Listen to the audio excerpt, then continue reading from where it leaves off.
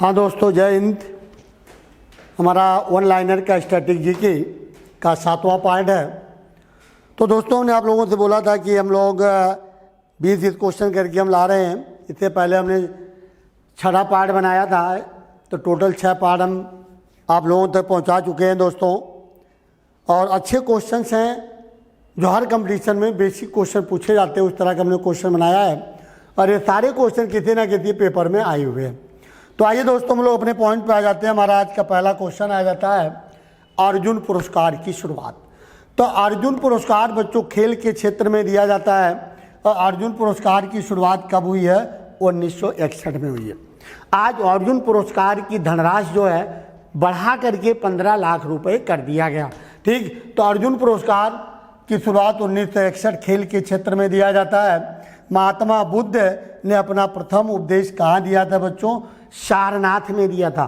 तो सारनाथ के ब्रेगदाह नामक स्थान पर दिया, ब्रेगदाह नामक स्थान पर दिया था। और आज सारनाथ का जो प्राचीन नाम है ऋषिपटनम है बच्चों। और आपको बता दें कि महात्मा बुद्ध के प्रथम उपदेश को धर्म चक्र प्रवर्तन नाम दिया गया था। इसके बाद बच्चों में आ जाते हैं 1857 के विद्रोह के समय गवर्नर कौन थे? तो लॉर्ड कैनिंग। कैनिंग, तो लॉर्ड कैनिंग होगा, थोड़ा सा मिस्टेक है। तो लॉर्ड कैनिंग के गवर्नर थे और लॉर्ड कैनिंग का कार्यकाल है 56 से 62। तो लॉर्ड कैनिंग भारत का अंतिम गवर्नर जनरल और भारत का प्रथम वायसराय था दोस्तों। तो 1857 के समय लॉर्ड कैनिंग गवर्नर जनरल थे। इसके बाद बच्चों में आ जाते हैं कि भारत में अंग्रेजी शिक्षा का जनक किसे कहा जाता है? तो भारत में अंग्रेजी शिक्षा का जनक कहा जाता लॉर्ड मैकाले। लॉर्ड मैकाले ने अंग्रेजी शिक्षा की शुरुआत कब की थी बच्चों? तो 1935 में अंग्रेजी शिक्षा की शुरुआत की थी। भारतीय संविधान के प्रारूप समिति के अध्यक्ष कौन थे? तो बच्चों मैं आपको बता दें कि प्रारूप समिति का जो गठन किया गया है 29 अगस्त 1947 को किया गया। और डॉक्टर भीमराव अंबेडकर को प्रारूप समिति का अध्यक्ष बनाया गया।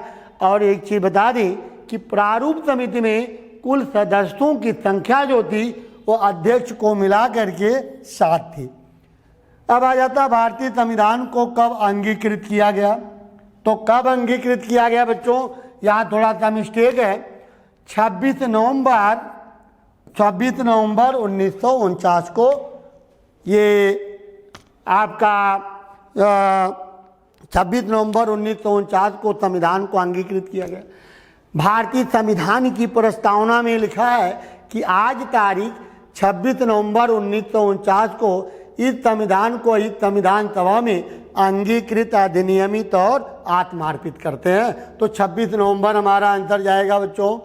इसके बाद बच्चों में आ जाते हैं विश्व का सबसे छोटा देश। तो विश्व का सबसे छोटा देश क्या है बच्चों? Vatican city. तो वेटिकन सिटी विश्व में सबसे छोटा माना जाता है क्षेत्रफल और जनसंख्या दोनों में। अगर हम बड़ी बात करते हैं, बड़ा की बात करते हैं, तो रूस आ जाता है क्षेत्रफल में। ठीक है भाई।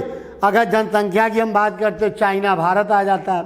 ठीक है। इसके बाद नासिक किस नदी के तट पर है? तो गोदावरी नदी, क्योंकि नासिक की पहाड़ियों से गोदावरी नदी निकलती है बच्चों।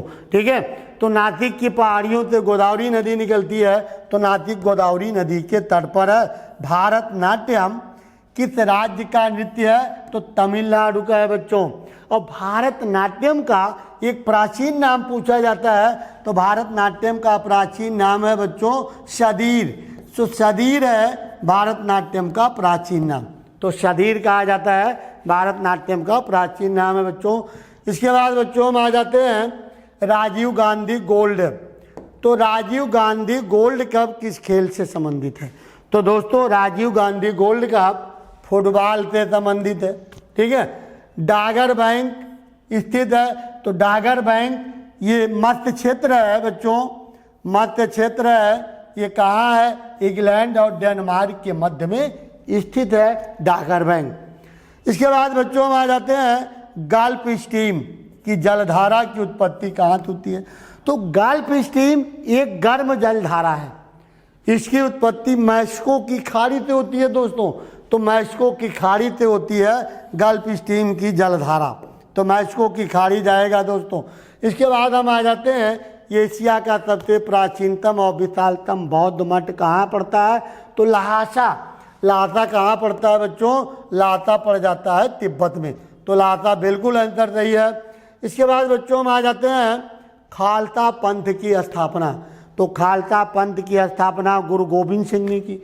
तो खालसा पंथ की स्थापना बच्चों गुरु गोविंद सिंह ने 1699 में की। और गुरु गोविंद सिंह ने पाहुल प्रथा भी चलाई थी। पाहुल प्रथा, तो पाहुल प्रथा भी चलाई थी गुरु गोविंद सिंह ने 1699 में चलाई थी बच्चों। इसके बाद हम आते हैं ऑपरेशन ब्लैक बोर्ड। तो ऑपरेशन ब्लैक बोर्ड ये प्राथमिक शिक्षा से संबंधित है दोस्तों। और लाया कब गया? 1986 व 1987 में लाया गया था ऑपरेशन ब्लैक बोर्ड। ठीक है, और शिक्षा से संबंधित है दोस्तों। इसके बाद बच्चों हम आ जाते हैं कि हाइग्रोमीटर। तो हाइग्रोमीटर से क्या मापा जाता है बच्चों? तो अपेक्षित आर्द्रता। तो आर्द्रता मापी जाती है हाइग्रोमीटर से। ठीक है, इसी तरह हमारा अगला पॉइंट आ जाता है बच्चों, संविधान में 8वीं अनुसूची में उल्लेखित कुल कितनी भाषा है? तो 22 भाषा का उल्लेख किया गया। तो भारत में दोस्तों मान्यता प्राप्त कुल 22 भाषा है जिसका उल्लेख 8वीं अनुसूची में मिलता है। इसके बाद बच्चों हम आ जाते हैं कि भारत की आज़ादी के समय ब्रिटेन के प्रधानमंत्री कौन थे? कभी कभी पूछा जाता है कि किस प्रधानमंत्री के हस्ताक्षर से भारत को आज़ादी मिली? तो लॉर्ड एटली, जो लेबर पार्टी से संबंधित थे। तो लॉर्ड एटली थे बच्चों। इसके बाद बच्चों हम आ जाते हैं कि मछली के यकृत में किस विटामिन की प्रचुरता पाई जाती है? तो मछली के यकृत में विटामिन डी पाया जाता है, क्योंकि जब सूखा रोग होता है बच्चों को तो इसी का सेवन किया जाता है, इसी का प्रयोग किया जाता है भाई। तो विटामिन डी, तो विटामिन डी पाया जाता है मछली के यकृत तेल में। किस वायसराय के शासनकाल में प्रथम कारखाना अधिनियम पास किया गया? तो प्रथम कारखाना अधिनियम कब लाया गया था बच्चों? 1881 में लाया गया। ठीक है, और उस समय 1881 से 1884 तक कौन थे?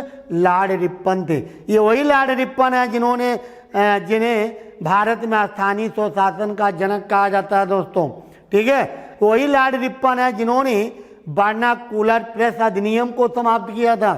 ठीक है, तो लॉर्ड रिपन के समय में प्रथम कारखाना अधिनियम बच्चों पास किया गया। तो हमारा आंसर जा रहा है लॉर्ड रिपन। इसके बाद बच्चों हमारा आज का क्लास ही समाप्त होता है, वीडियो हम समाप्त करते हैं। और हमारी वीडियो को अगर आप लोग पसंद कर रहे हैं, पसंद अगर आती है तो ज़रूर शेयर कीजिएगा, लाइक कीजिएगा। हमारा पूरा प्रयास है कि हम अच्छा से अच्छा कंटेंट दें आप लोगों को, जिससे आप लोग कोई भी अगर एग्ज़ाम देना चाहें तो उसमें आप लोग सफल होकर आएँ। यही हमारी आप लोगों को शुभकामनाएँ हैं भाई, क्योंकि एक अध्यापक का सबसे बड़ी खुशी होती है जब उसका पढ़ाया हुआ बच्चा कहीं सेलेक्ट हो जाता है। तो इससे बड़ी खुशी किसी भी टीचर को, जैसे आप लोग अगर कहीं ट्यूशन पढ़ाते हैं तो आपका पढ़ाया हुआ बच्चा अगर फर्स्ट डिवीज़न पास होता है, अच्छा मार्किंग लेके पास होता है, तो उतनी खुशी आपको होती है जितना उसके माँ बाप को बच्चे को होती है। उससे कहीं ज़्यादा खुशी एक गुरु को होती है बच्चों। तो चलिए बच्चों, हम आज की वीडियो ही समाप्त करते हैं। नेक्स्ट वीडियो में फिर मिलते हैं, तब तक के लिए जय हिंद, जय भारत।